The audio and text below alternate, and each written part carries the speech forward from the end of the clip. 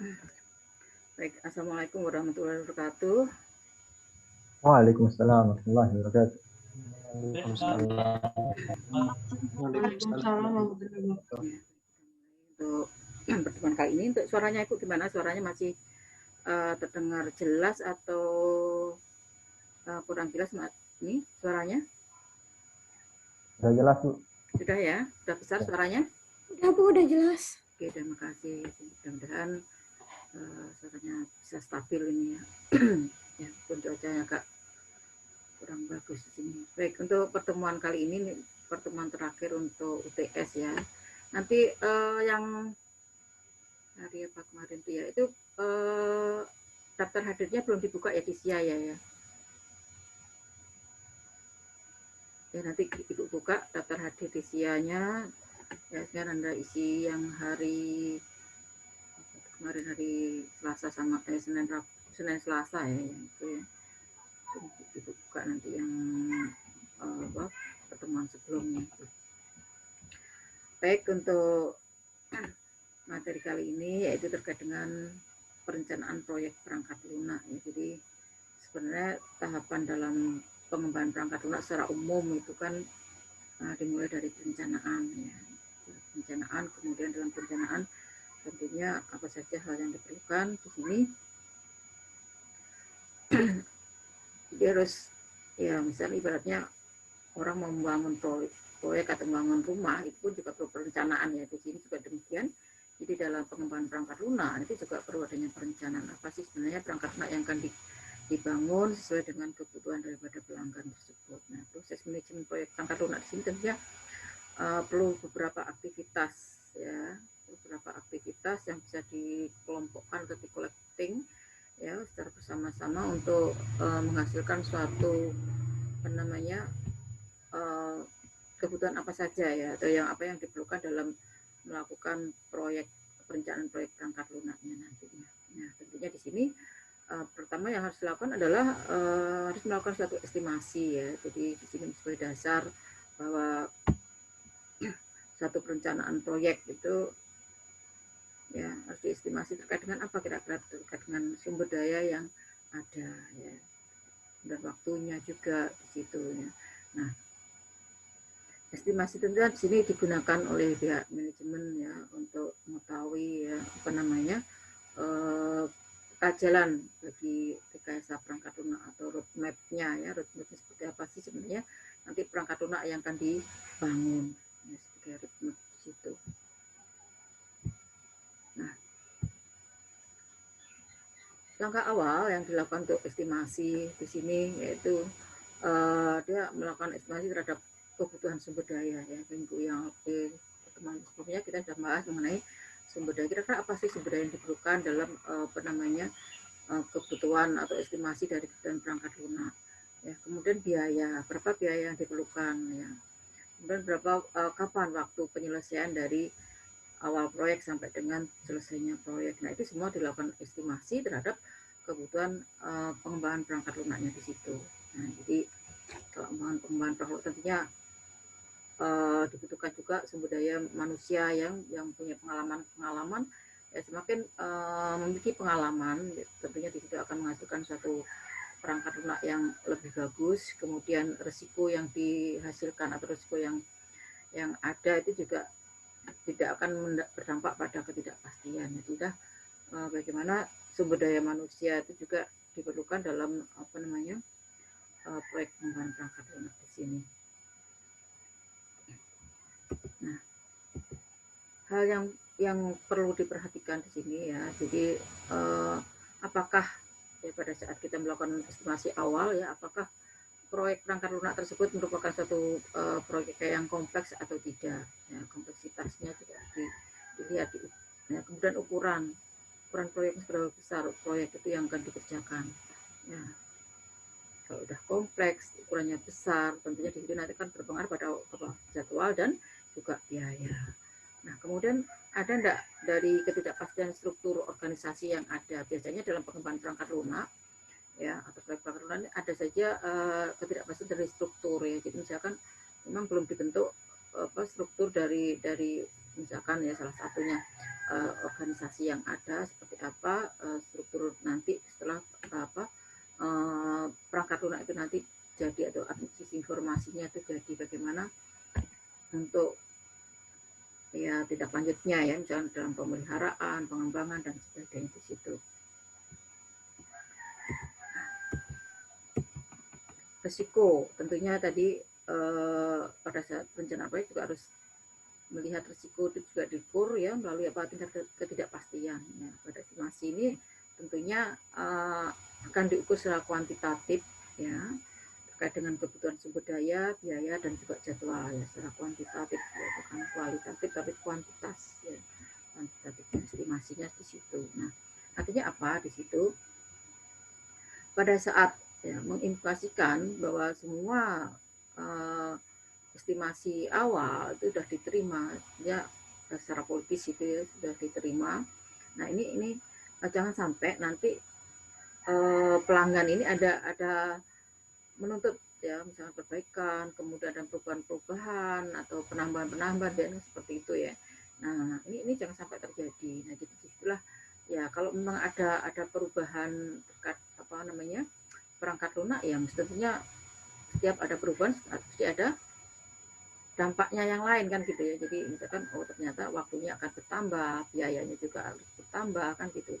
Tidak mungkin apa yang sudah diestimasikan di awal kemudian karena pelanggan menuntut sesuatu perbaikan misalnya, nah di situ ya harus ada konsekuensinya di sana. Nah, jadi di situ sekali estimasi tidak peduli dengan adanya perubahan keadaan gitu ya. Nah, di sini perencanaan. Jadi kalau perencanaan awal ya harus bagaimana melakukan suatu perencanaan ya, itu betul-betul dilakukan estimasi dengan baik. Nah, apa sih sebenarnya tujuan daripada perencanaan proyek perangkat lunak di sini ya? Di sini tujuannya adalah seperti kalau di awal ada membuat roadmap ya atau kerangka kerja ya. Bagaimana sih sebenarnya kerangka kerja yang harus dilakukan? Nah, itu harapannya manajer itu bisa melakukan apa estimasi terhadap kebutuhan tadi ya, terkait kebutuhan sumber daya, biaya dan waktu ya, atau jadwalnya sehingga bisa dipertanggungjawabkan semuanya gitu, dalam perencanaan ya. Misalnya kalau nanti sudah merencanakan di KRS TA1 gitu ya. Nah, kalau sudah merencanakan TA1 Anda bisa mempertanggungjawabkan apa kira-kira yang diperlukan dalam Anda merencanakan TA1 kan, tidak hanya sekedar tentang TA1 tapi di situ Anda paling tidak sudah punya kerangka kerja Anda. Oh, saya yang punya apa namanya roadmapnya nanti minggu pertama di semester misalkan semester 7 ya, minggu pertama saya harus mencari data, minggu kedua saya ini, minggu ketiga harus ini. Jadi sudah ada. Kemudian apa saja kira-kira sumber daya yang dibutuhkan pada saat Anda misalkan tugas akhir. Oh, ternyata saya membutuhkan perangkat lunak tambahan ya atau aplikasi pendukung di situ untuk menunjang kebutuhan perangkat lunak. Kemudian diperlukan juga misalkan perangkat keras yang lainnya ya, misalkan eksternal apa namanya device misalkan seperti itu, ada perangkat luar lagi dibutuhkan karena terkait dengan IoT misalnya. Kemudian berapa biaya yang diperlukan ya, tentu di situ Anda sudah melakukan Pak estimasi tadi terkait perencanaannya, biaya berapa sih biaya yang diperlukan sehingga suatu saat nanti jangan sampai pas hari hanya biayanya tidak ada misalnya kurang sehingga apa menghambat waktu atau jadwalnya. Jadi di situ sudah dilakukan apa namanya estimasi terkait dengan sumber dayanya, biayanya dan juga jadwal. Nanti harganya apa sesuai dengan perencanaan awal ya. Jadi perencanaan awal tidak lagi perubahan-perubahan begitu. Nah, estimasi tadi dibuat dengan kerangka waktu yang terbatas ya pada saat awal dan akan diperbaiki secara terus-menerus secara teratur selama proyek berjalan ini ya. Memang namanya juga estimasi ya, jadi harus ada skenario mana kasus yang baik dan juga kasus terburuk. Artinya di sini bahwa setiap estimasi itu tidak bisa berjalan mulus gitu, tetapi bahwa setiap proyek tadi itu ya ada kemungkinan yang terburuk itu apa. Ini sudah harus didefinisikan juga skenario-nya, kalau terjadi hal yang terburuk itu seperti apa yang harus dilakukan. Nah, kemudian hal yang baik pun juga demikian, skenario yang terbaiknya seperti apa. Jadi sudah ada apa namanya skenario di sini suatu saat misalkan Anda ya TA1. Skenario terburuknya apa nanti yang terjadi? Ini sudah dipikirkan sebelumnya. Atau sudah didefinisikan kira-kira nanti kalau saya buat ini apa ya kira-kira risiko terburuknya misalkan. Kalau misalkan alatnya nanti datang terlambat, ya udah diskenariokan di situ bahwa nanti suatu saat mungkin ada terjadi keterlambatan alat misalkan seperti itu, atau apa yang kira-kira bisa berjalan dengan baik yang seperti apa. Nah, sehingga di sini tujuan dari perencanaan tadi diharapkan bisa tercapai ya melalui satu proses penemuan ya pada saat melakukan estimasi tadi ya. Nah, apa sih temuan-temuan atau temuan informasi ini ya? Kemudian semuanya itu bisa dipertanggungjawabkan terkait dengan estimasi di awal. Jadi, misalkan rencanakan apa informasi yang dihasilkan, apa prosesnya, apa outputnya, siapa siapa yang akan mendapatkan informasi, kemudian diperlukan berapa alat perangkat lunak apa saja atau aplikasi pendukung apa saja, kemudian misalkan perangkat kerasnya seperti apa ya. Jadi semua sudah bisa dilakukan estimasi di situ ya. Harapannya apa tadi perencanaan itu bisa tercapai. Nah, aktivitas yang dilakukan di sini pada saat perencanaan perangkat lunak ternyata kita harus tahu ruang lingkup dari perangkat lunak yang tadi dibuatnya. Jadi biasanya ruang lingkup ini kalau misalkan Anda nanti TA itu adalah masuk di dalam batasan masalah ya, di dalam batasan masalah itu ruang lingkup dari perangkat lunak yang akan Anda bangun itu sampai mana enggak ya di situ. Nah di sini misalkan dia akan terkait dengan menggambarkan fungsi kinerja, batasan, ya, interface, dan reliabilitas dari perangkat lunak yang akan dikerjakan seperti apa model-modelnya ya, menggambarkan fungsi kinerjanya seperti apa, fungsi apa saja yang dibuat, kemudian batasan dari desain mungkin di situ bisa digambarkan, atau batasan-batasan yang ada pada setiap fungsi misalkan seperti itu ya. Dan interface-nya seperti apa nanti interface yang akan dibuat. Nah semua sudah digambarkan dalam ruang lingkup dari perangkat lunak yang ada. Ini di perencanaan ya. Fungsi, jadi sini nanti fungsi bisa digambarkan dalam lingkup di dalam kasus yang banyak, kemudian dipilih gitu ya. Nah, jadinya di sini kita harus tahu fungsi apa saja kan gitu ya. Jadi untuk mengetahui kebutuhan daripada perangkat lunak tadi. Jadi dari awal sudah kita secara detail tuh ya.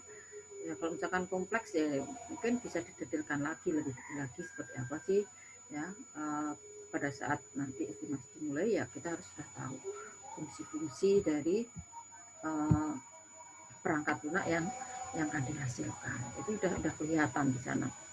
Nah kemudian ya tentunya di sini harus ada kinerja tadi ya, proses dan kebutuhan daripada respon time-nya, kinerja dari perangkat lunak yang akan dihasilkan nanti seperti apa. Nah, tidak harus juga ini ya, jangan sampai waktu proses lebih lama dengan menggunakan semi komputer daripada menggunakan sistem informasi ya. Input sama outputnya sama, ada bedanya misalkan seperti itu. Jadi kinerjanya juga ya. Batasan tentunya di sini terkait dengan batasan pada dia bagaimana perangkat kerasnya, perangkat lunaknya, eksternal memori, sistem yang ada seperti apa, itu semua batasan ya. Pada saat kita membuat sistem tadi. Jadi dalam sistem apa saja yang harus dibatasi di situ. Misalkan contoh sederhana ya, kalau batasan misalkan kalau ada KRS ada batasan di sana apa yang harus dibatasi. Oh ternyata di situ dalam sistem ada batasannya bahwa pada saat KRS mahasiswa mengambil mata kuliah dibatasin misalkan tambahan SKS saat itu salah satu batasan juga. Jadi batasan itu bisa aja dari perangkat lunak ya, yang dapat oleh perangkat kerasnya, keras eksternal mungkin, apalagi misalkan kalau pakai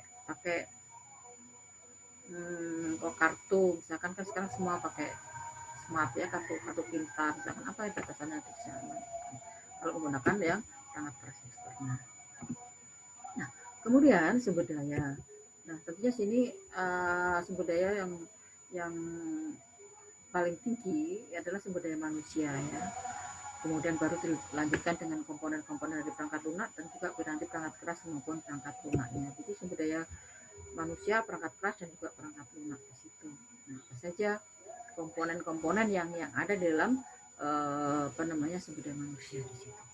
Ya, jadi sumber daya di sini tentunya kenapa manusia ditempatkan di puncak piramida, karena sumber daya manusia inilah yang paling utama, dia yang akan mengelola ya terkait dengan ruang lingkup permasalahan yang ada, dan juga dia akan menyelesaikan dalam pengembangan perangkat lunaknya. Jadi semuanya yang melakukan evaluasi terhadap ruang lingkup dari tersebut adalah manusia gitu ya. Jadi manusia kita makanya dilakukan di dalam puncak piramida di situ ya. Nah, kemudian tentunya di situ perlu adanya infrastruktur juga ya. Kemudian diperlukan juga perangkat lunak yang dapat mengurangi biaya pengembangan perangkat lunaknya. Nah, kemudian bisa juga mempercepat penyampaian. Nanti itu apa saja komponen-komponen daripada perangkat lunak ya, selain dari perangkat lunak yang dibuat tentunya ada perangkat lunak bantu ya. Jadi apa saja aplikasi-aplikasi yang bisa mengurangi biaya pengembangan seperti itu. Ya. Sekarang kan sudah serba visual ya, ada generasi keempat di sana bisa menggunakan perangkat lunak yang ada. Bukan kalau sudah ada perangkat lunaknya kan gitu ya, itu bisa di reusable lagi seperti itu. Nah, kemudian infrastruktur. Infrastruktur di sini tentunya untuk mendukung semua usaha dalam pengembangan perangkat lunak. Misalnya apa saja berarti yang dibutuhkan terkait dengan kebutuhan perangkat lunaknya ya. Situ misalkan kelas komputer, kelas jaringan, misalkan seperti itu.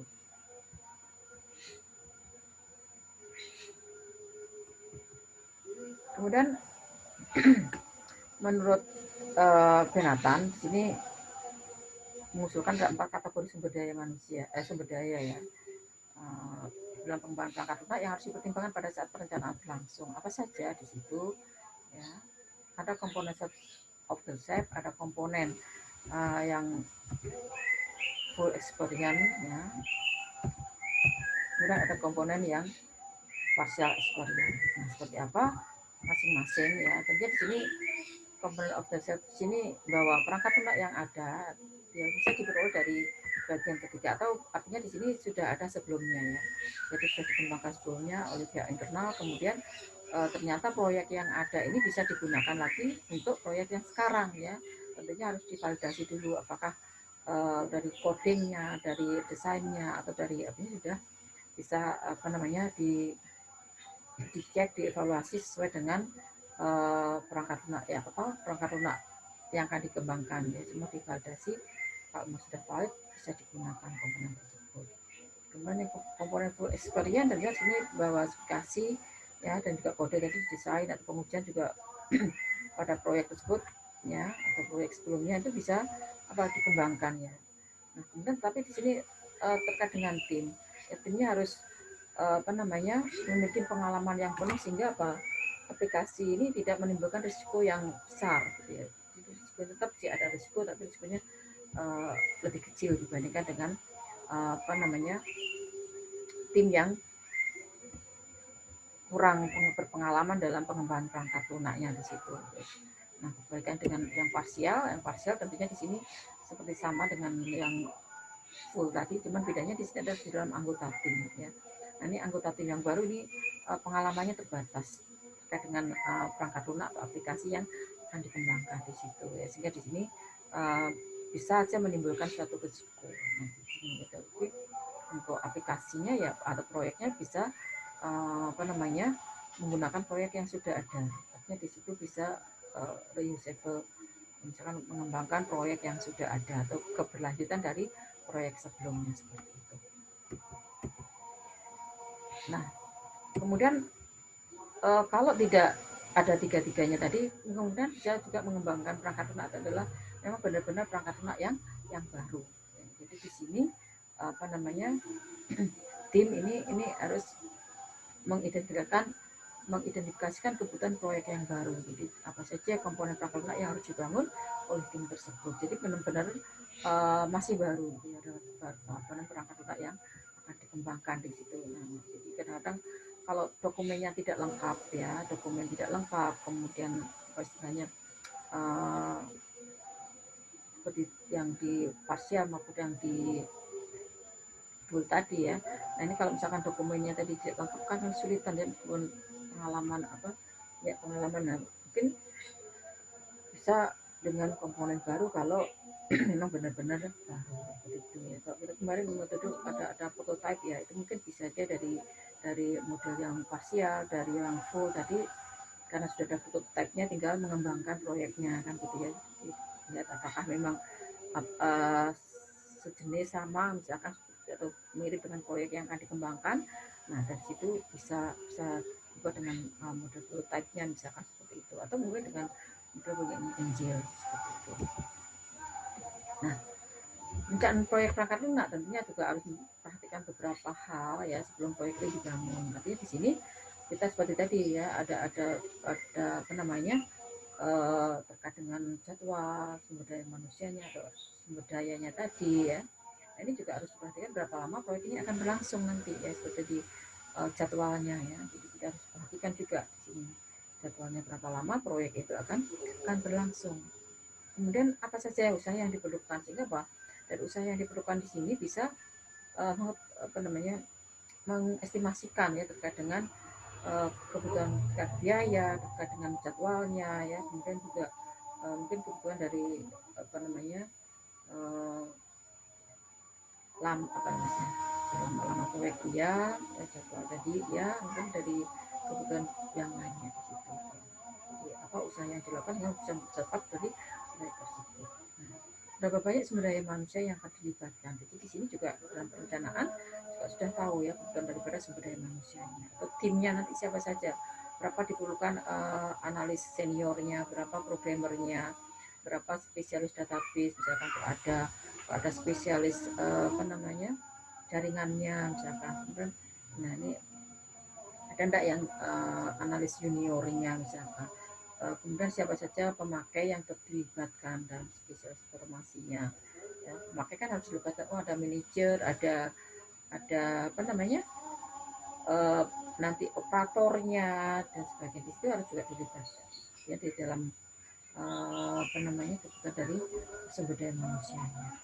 Nah kemudian prediksi kebutuhan sumber daya tadi baik itu perangkat keras maupun perangkat lunak yang akan dibutuhkan dan juga mungkin apa saja risiko-risiko yang dihadapi selama proses pengembangan perangkat lunak. Dan sini juga harus ada prediksi seperti tadi, jadi estimasi di awal juga harus ada nih skenario risiko tadi ya, jadi sudah diskenariokan.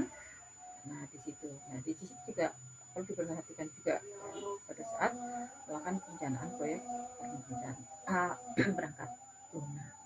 Jadi Anda mau merencanakan tugas akhir, Anda sudah punya prediksi di situ apa saja yang diperlukan dari sumber dayanya, kemudian manusia siapa yang akan terlibat di sana, berapa banyak usaha yang Anda lakukan untuk mencari data, untuk menghubungi misalkan untuk mencari perangkat kerasnya yang mencari informasi-informasi yang lain.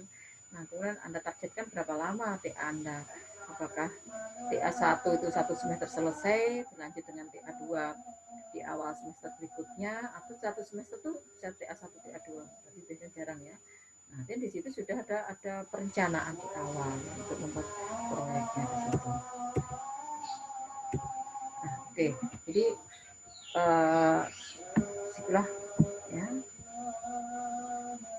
pengembangan perencanaan perangkat lunak tidak banyak kan sebenarnya. Kita harus melakukan perencanaan terkait dengan kebutuhan dari perangkat lunaknya tadi itu. Oke, ada pertanyaan?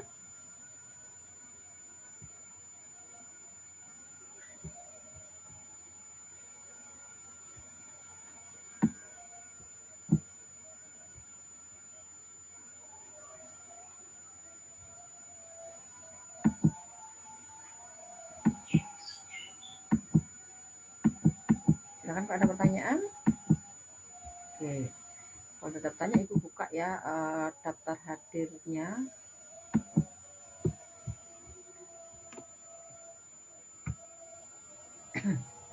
Jadi untuk materi UTS ya sampai perencanaan proyek perangkat lunak itu ya.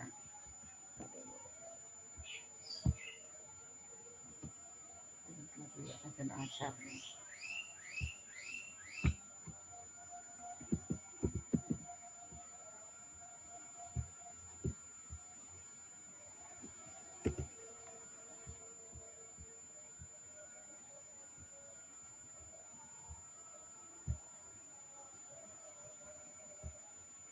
Putus ya koneksinya.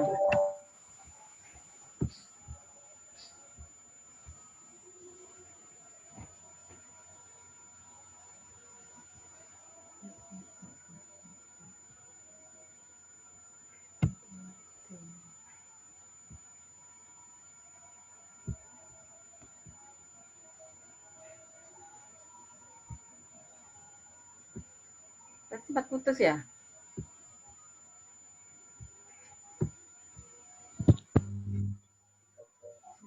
Sempat putus koneksinya ya tadi ya? Enggak. Enggak, Bu. Enggak, kirain putus.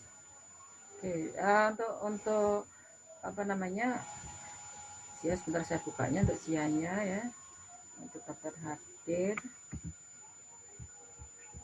Jadi untuk materi UTS ya kita sampai dengan ini perencanaan proyek perangkat lunak ya, sedikit perencanaan kan nanti untuk perencanaan proyek perangkat lunak itu biasanya ada di mata kuliah PPS, sehingga tidak ibu cuma sekilas saja di situ ya.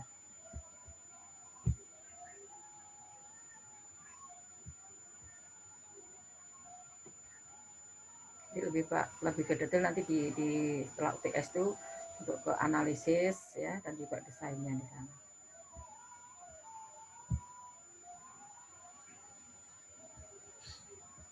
Saya buka untuk kelas A dan kelas B.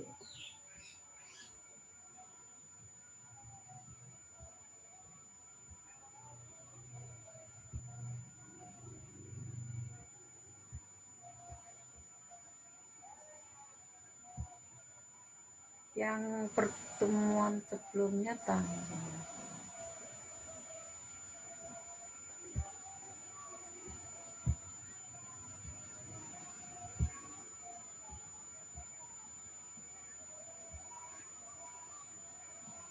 yang tanggal 22 itu Anda ngabsen enggak ya? Tanggal 22? Ya, kelas A ya, yang kelas A. Waktu itu Kelas A tanggal 29 kan, Bu? 29 yang pertemuan kemarin yang waktu itu enggak ngisi.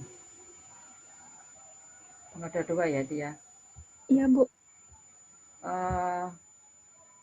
Ada tanggal 2. Tanggal 22 ya dia. Ini karena ini libur, enggak apa-apa ya, nanti dimasukkan aja deh.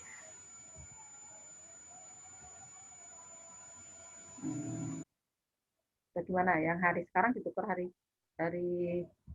yang tanggal 22. Wah, sekarang kan libur jadi.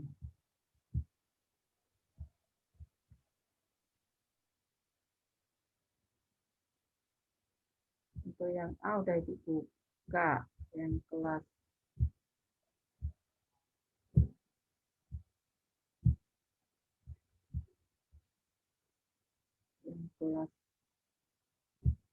B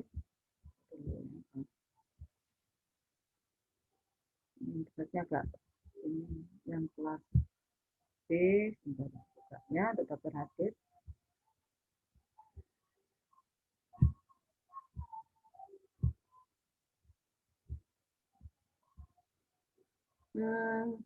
Yang tanggal 23 Maret ibu buka juga, tapi nanti akan ibu sesuaikan nanti di ininya, di apa namanya, tapi Anda isi aja dulu gitu ya, yang sekarang sama yang Maret ya. Yang Maret berarti tanggal 23 ya, yang kelas B ya. Iya, Bu. Ya, jadi ibu buka yang 23 kelas B, 22 kelas A. Tapi sekarang juga ibu buka untuk yang sekarang, nanti tinggal ibu ini mana-mana yang ibu pakai dari daftar hadir itu nanti. Ya, yang penting sudah diisi aja dulu.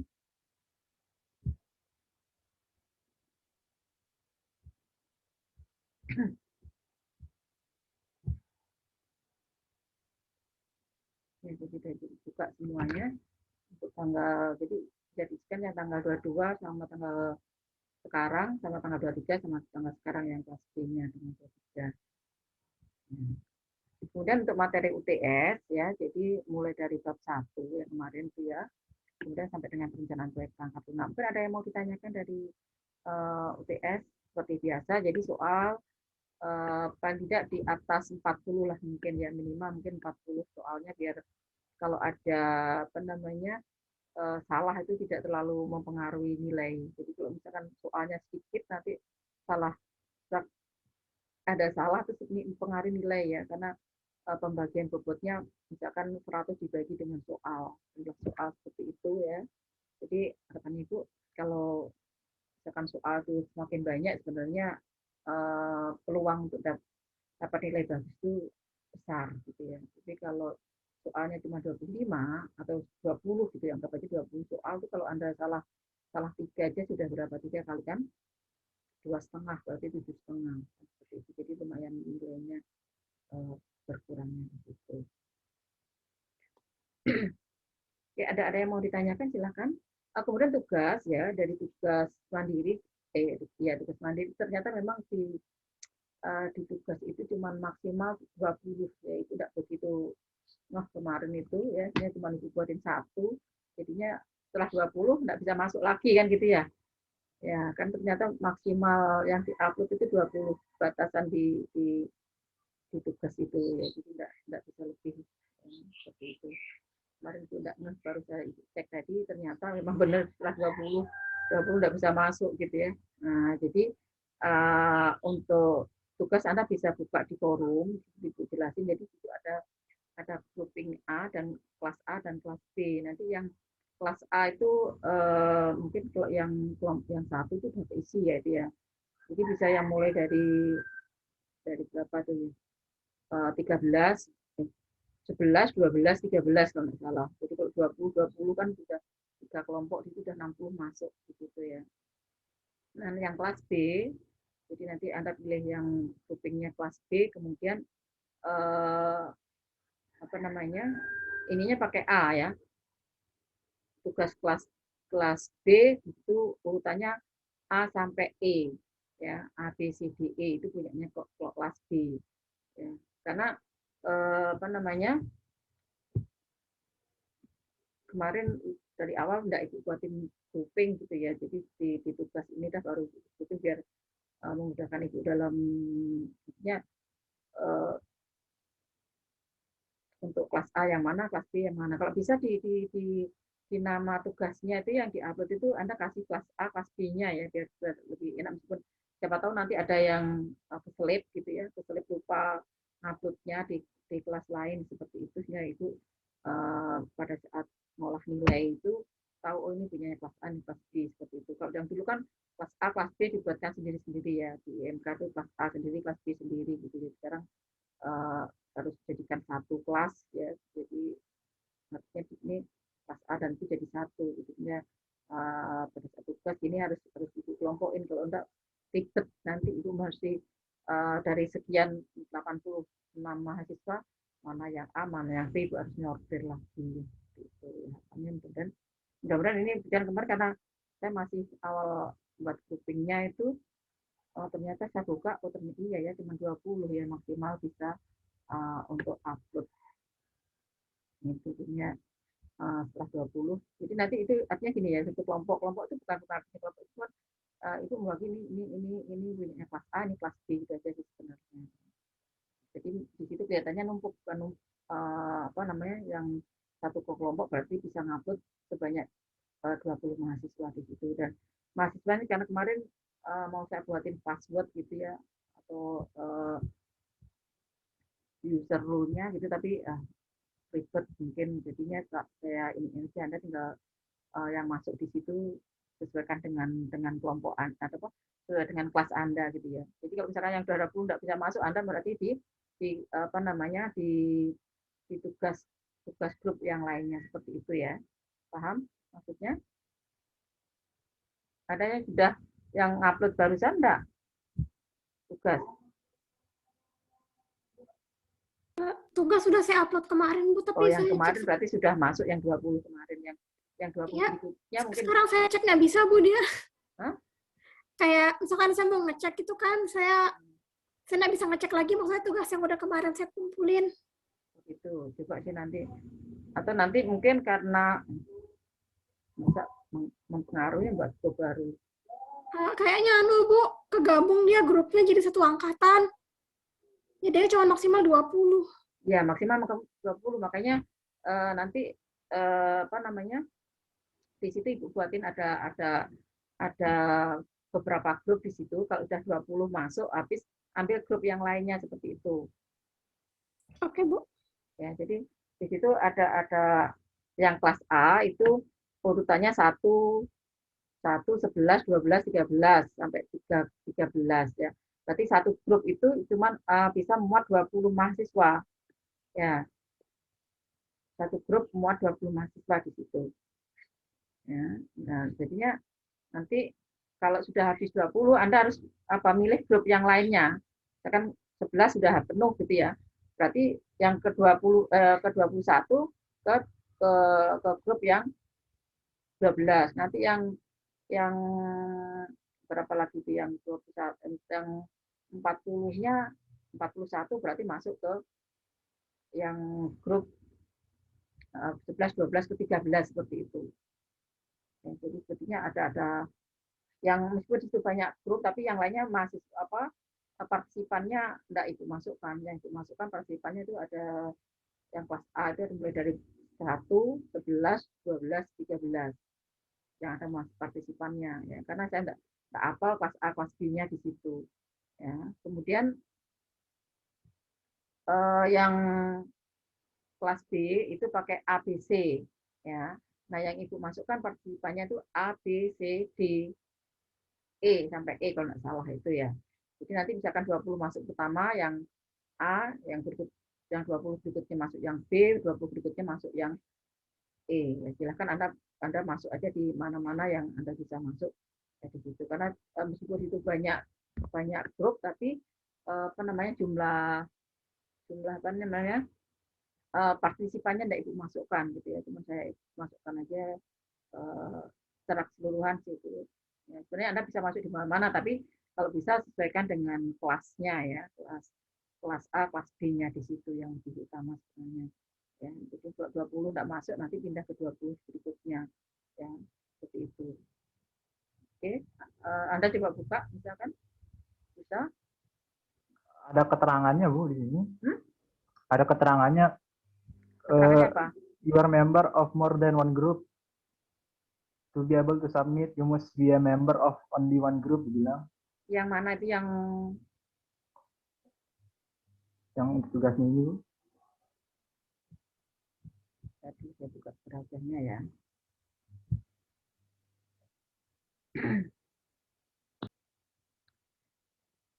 Minta submit, enggak ada, bisa groupingnya enggak, ini enggak kelihatan gitu.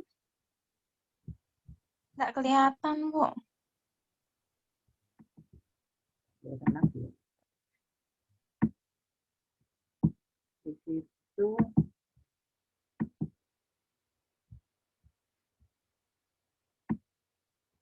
terusnya nggak kelihatan sih. Karena minta submit. Karena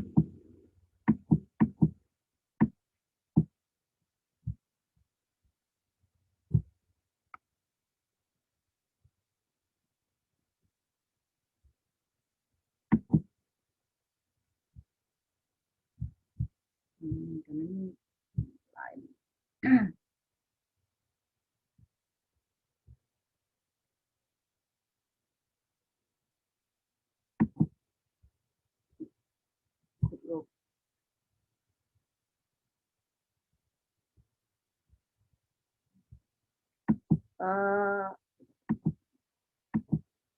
Ini membernya sudah ada di kelas di grup itu atau di settingnya ya. Ini.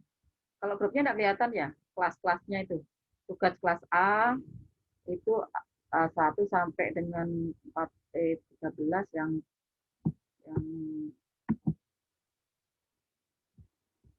Membernya padahal udah masuk semua di situ juga.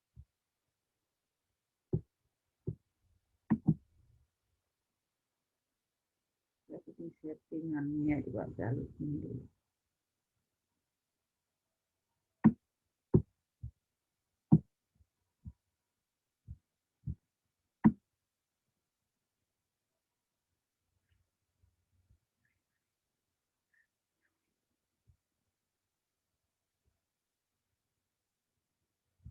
Tadi ya harus coba setting ini untuk pribadi dulu.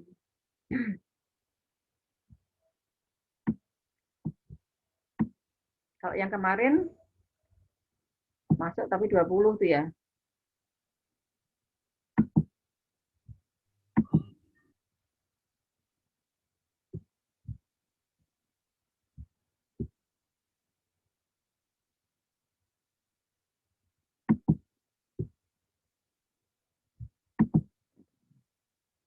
Saya coba editnya dulu.